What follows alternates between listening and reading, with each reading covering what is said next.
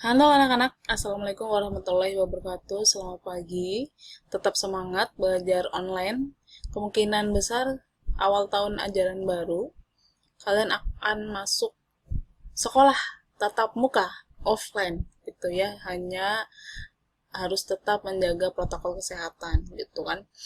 Tapi nggak apa-apa, itu berita bahagia ya.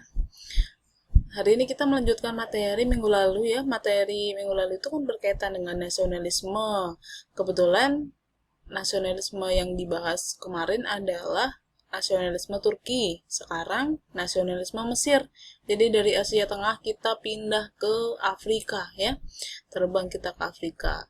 Ya, tadi pasti kalian salfok sama ini ya. Ini adalah piramid ya, piramid di Mesir. Ini dulu di era peradaban Mesir kuno digunakan sebagai tempat istirahat terakhir dari para Fir'aun gitu ya. Kita mulai aja ya. Yang akan dibahas hari ini berkaitan dengan latar belakang, timbulnya nasionalisme Mesir, tokohnya siapa aja, perkembangan nasionalisme bagaimana, dan dampaknya seperti apa. Latar belakangnya tuh ya, bisa dilihat di sini, ini adalah gambar dari terusan Suez. Jadi ada hubungannya dengan terusan Suez. Latar belakang nasionalisme Mesir itu karena krisis keuangan Mesir. Perlu digarisbawahi di sini, krisis keuangan Mesir. Jadi sejak dibukanya terusan Suez pada 1869, negara barat tuh terutama Inggris dan Prancis itu saling berlomba memperebutkan pengaruhnya di Mesir. Gitu. Waktu itu di era Khedive Ismail yang menjabat pada 1863-1879. Karena waktu itu Mesir ketika dipimpin oleh Khedive Ismail itu membutuhkan uang sehubungan dengan krisisnya keuangan Mesir saat itu. Jadi Mesir itu sedang krisis ekonomi dan dia membutuhkan uang, utang kepada negara Inggris dan Prancis gitu. Dari situlah mulai permasalahan dengan terusan Suez gitu. Mesir meminjam uang dari Inggris dan Prancis karena Mesir tidak dapat membayar hutang-hutangnya kepada Inggris dan Prancis, maka Inggris dan Prancis itu masuk ke Mesir dan memberesi hutang-hutangnya. Dengan demikian, sejak tahun 1876, Inggris Prancis telah ikut campur dalam pemerintahan Mesir. Itu gara-gara Mesir krisis ekonomi, terus dia utang dan dia nggak bisa membayar hutang. Dia menjanjikan wilayah strategis, paling strategis di Mesir yaitu terusan Suez. Kamu harus tahu tentang terusan Suez ini ya. Dulu sebelum dibuka menjadi sebuah terusan, ini adalah sebuah daratan ya yang yang menyatu. Tapi kemudian dibuka untuk lebih mudah dari kapal-kapal Eropa menuju ke Asia. Jadi agar kapal-kapal Eropa itu tidak melewati Afrika Selatan. Jadi kelamaan kalau lewat Afrika Selatan. Akan lebih cepat ya dan efisien ketika mereka melewati terusan Suez. Jadi ini daerah yang sangat-sangat strategis. Makanya jangan heran ini menjadi perebutan gitu ya. Karena adanya campur tangan Inggris dan Prancis dalam pemerintahan, khususnya pada saham-saham terusan Suez, menimbulkan kekecewaan dan kemudian muncul perlawanan dari rakyat. Pastinya rakyat nggak terima, gitu ya, karena di situ ada hubungan dengan asing gitu. Nah, disebutlah kebangkitan nasionalisme Mesir, tandai dengan adanya pemberontakan Arabi Pasha. Pada awalnya itu gerakan ini anti orang asing, gitu kan. Inggris, Prancis bahkan kepada pemerintahnya sendiri, tapi akhirnya menjadi gerakan menuntut perubahan dalam sistem pemerintahannya. Gerakan Arabi ini timbul karena pengaruh Jamaluddin Al-Afghani, pan-Islamisme ya dari Afghanistan, yang ketika itu mengajar di Mesir. Jadi tahulah mereka tentang ideologi ini. Perlawanan rakyat yang dipimpin oleh Arabi Pasha ini sangat membahayakan kedudukan Inggris dan Prancis di Mesir. Akhirnya Inggris bertindak dan berhasil menumpas pemberontakan Arabi Pasha. Timbulnya nasionalisme Mesir itu ya ada beberapa sebab. Yang pertama itu ada gerakan Wahabi. Jadi di Mesir itu ya ada gerakan Wahabi. Jadi aliran Wahabiyit ya, Islam Wahabi gitu ya. Secara politik membangkitkan tumbuhnya nasionalisme Mesir. Adanya pengaruh revolusi Prancis karena dari revolusi Prancis pun ya orang-orang Mesir itu mengenal paham liberal dan nasionalisme. Gitu. Munculnya kaum intelektual yang berpaham modern, orang-orang pinter di sini ada gitu ya, orang kritis gitu. Ada yang gerakan Pan Arab yang dirintis oleh Amir Khatib Arslan yang dengan menganjurkan persatuan semua bangsa Arab. Arab itu bukan cuma Arab Saudi ya, Mesir pun bagian dari Arab gitu, walaupun letaknya ada di Afrika ya. Tujuannya adalah mencapai kemerdekaan bangsanya. Seperti itu, ini negara-negara Arab nih ya. Nah, tokohnya itu ada Mustafa Kamil. Beliau itu merupakan tokoh pemimpin Kongres Nasional yang diadakan pada 7 Desember 1907. Tujuannya adalah pembangunan Mesir secara liberal untuk mencapai kemerdekaan penuh. Seperti itu ya. Nih, pengaruh liberalnya ya. Arbi Pasha tadi di depan disebutin terus ya, dia adalah tokoh yang memimpin pemberontakan dari Mesir yang menuntut agar segera diubahnya sistem pemerintahan di Mesir tadi di depan ya. Dan saat Sagul Pasha ini adalah tokoh pemimpin dari partai WAF ya, WAF gitu ya, pada 1919. Beliau juga nantinya jadi Perdana Menteri ya 1924 ya, karena dia adalah politikus ya. Ahmad Fuad itu dia adalah tokoh yang menyatakan dirinya sebagai Raja Mesir pada 15 Maret 1922, walaupun saat itu kan Mesir belum sepenuhnya merdeka dari pengaruh Eropa tadi, Inggris sama Prancis ya. Nah, ini ada Gamal Abdel Nasser. Beliau adalah seorang jenderal, tokoh militer artinya ya.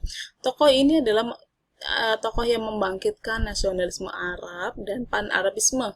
Beliau itu menasionalisasi terusan Suez. Nah, ini perlu digarisbawahi, tokoh yang menasionalisasi terusan Suez dari yang tadi milik Eropa. Tadi kan dikuasai oleh Inggris dan Prancis ya. Nah, tokoh inilah yang menasionalisasi atau mengembalikan terusan Suez menjadi milik Mesir kembali gitu ya. Nah, ini yang mengakibat nasionalisasi itu kan sebelumnya akibat dari krisis Suez yang membuat Mesir berhadapan dengan Prancis, Inggris, bahkan Israel di sini ya. Tetapi krisis ini berakhir dengan keputusan dunia internasional yang mengumumkan Mesir serta terusan Suez berada dalam kedaulatan Mesir. Karena memang dulunya dari dulu ya, dari kuno gitu kan, itu milik Mesir seperti itu. Karena terlilit hutang aja sehingga saham-saham itu diberikan kepada atau diperjualbelikan kepada orang-orang asing. Perkembangan nasionalisme Mesir di 1882 muncul pemberontakan Arabi Pasha yang dipengaruhi oleh paham Jamaluddin Al-Afghani. Pemberontakan ini merupakan tonggak dari nasionalisme Mesir.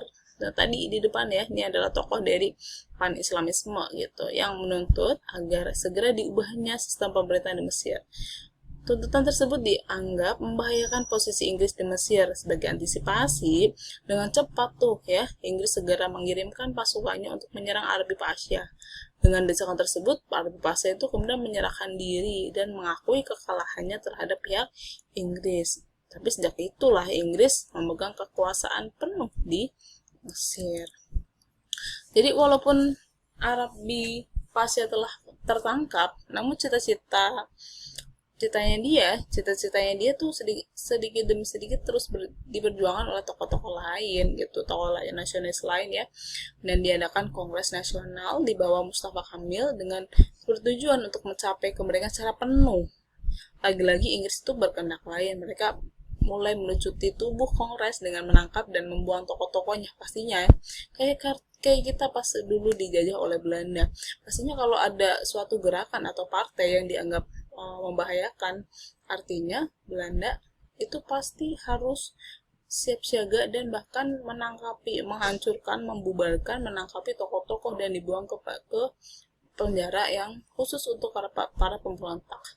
Nah, kebetulan waktu itu ada salah satu penjara yang khusus bagi para pemberontak yang tepatnya ada di Papua, namanya adalah penjara Digul gitu ya.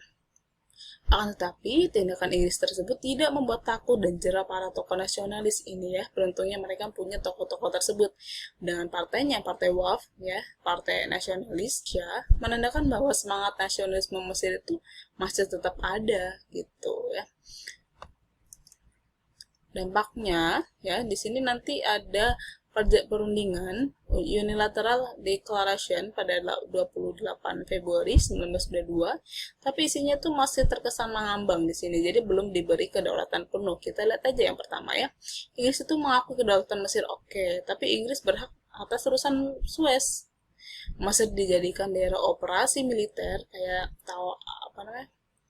Kayak pangkalan militer dan dipertahankan dari agresi bangsa asing. Jadi dikatakan saya akan melindungi negara ini gitu ya, tapi negara ini saya jadikan sebagai pangkalan militer seperti itu ya. Status Sudan ditangguhkan. Nanti memang ini ada berkait perebutan Sudan Afrika ya. Walaupun belum merdeka penuh, jadi kan ini belum penuh nih, belum masih mengambang ya. Ahmad Fuad yang tadi tokoh yang di depan itu, dia menyatakan dirinya sebagai Raja Mesir. Sedangkan golongan nasionalis itu bahkan menentang 3 hasil perundingan Unilateral Declaration. Karena mereka menuntut merdeka secara penuh gitu. Barulah pada tahun 1936 Mesir menjadi negara yang merdeka penuh. Sesudah Perang Dunia II, Mesir dan Israel itu menyerang Palestina. Dan di sini memang tapi nggak berhasil ya. Dari sini kemudian Mesir itu mendapat kecaman dari negara-negara di dunia pastinya gitu kan. Kenapa bisa seperti itu? Karena Mesir itu udah terpengaruh sama Inggris gitu kan. Terus akibat peristiwa itu ya muncul tuntutan dari para perwira muda di bawah komando Kolonel Gamal Abdel Nasser untuk dilakukan pembersihan. Bersih itu apa? Terhadap para pemimpin-pemimpin yang dianggap tidak pro terhadap nasionalisme Mesir. Ya. Tetapi Raja Farouk mengabaikan tuntutan ini. Terjadilah peristiwa kudeta oleh Jenderal Muhammad Najib. Dan secara resmi Mesir itu berubahlah jadi republik itu tahun 53. Tapi sejak 56 Gamal Abdel Nasser itu melakukan nasionalisasi terusan Suez ini ya. Jadi yang tadinya terusan Suez itu banyak dari bangsa asing yang memiliki saham-sahamnya atau yang mempengaruhi terusan Suez itu bangsa asing, terutama Inggris ya. Baru di 56 itu dinasionalisasi. Kemudian ditutup untuk hanya negaranya sendiri pada 67, tapi baru dibuka lagi tahun 75 gitu di era Presiden Anwar Sadat gitu. Oke. Jadi materi hari ini tuh berkaitan dengan nasionalisme Mesir dari awal sampai akhir. Jika misalkan ada pertanyaan silakan ditanyakan via chat aja ya atau via telepon berkaitan dengan nasionalisme Mesir ya.